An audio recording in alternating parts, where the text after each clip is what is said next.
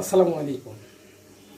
এখন social media, Facebook, Instagram, thread যেই বলুন না কেন অপপ্রচারে ভরা।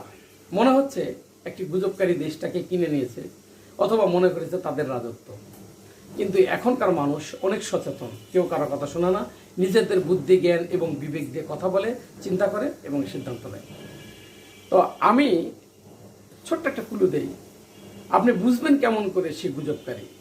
যে গুজবকারী হলো ভালো কাজ দেখলে আপনাকে প্রচার করবে না, কিন্তু খারাপ কাজগুলা কাটিং ছবি, এডিটিং ছবি, কাটিং ভিডিও আপনার সামনে উপস্থাপন করে প্রথমেই শুরু করবে নেগেটিভ অ্যাডজেক্টিভ দিয়ে, অর্থাৎ তার বিরুদ্ধে নেগেটিভ একটা মন্তব্য করবে, কমেন্টস করবে। এই মন্তব্যে হলো তার 14 গোষ্ঠী উদ্ধার করবে। এরপর আপনার ভিডিও বা ছবি উপস্থাপন করবে। আপনি বুঝে নেবেন নিঃসন্দেহে লোকটি খারাপ।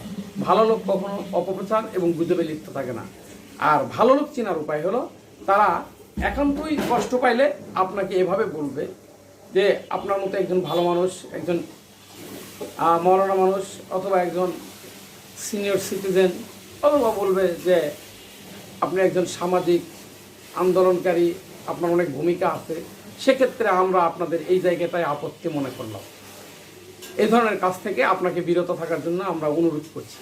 তাহলে বুঝে নেবেন নিঃসন্দেহে সে আপনার শুভাকাঙ্ক্ষী। আর অপপ্রচারকারীরা আপনাকে নেগেটিভ দিয়ে শুরু করবে এবং এই নেগেটিভটা এমন হবে যে তার কথাতেই বোঝা যাবে সে আপনার 14 গোষ্ঠী উদ্ধার করছে এবং সে কেমন যেন অস্থির হয়ে গেছে আপনার বিরুদ্ধে কথা বলার জন্য। ধন্যবাদ সম্মানিত দর্শকবৃন্দ।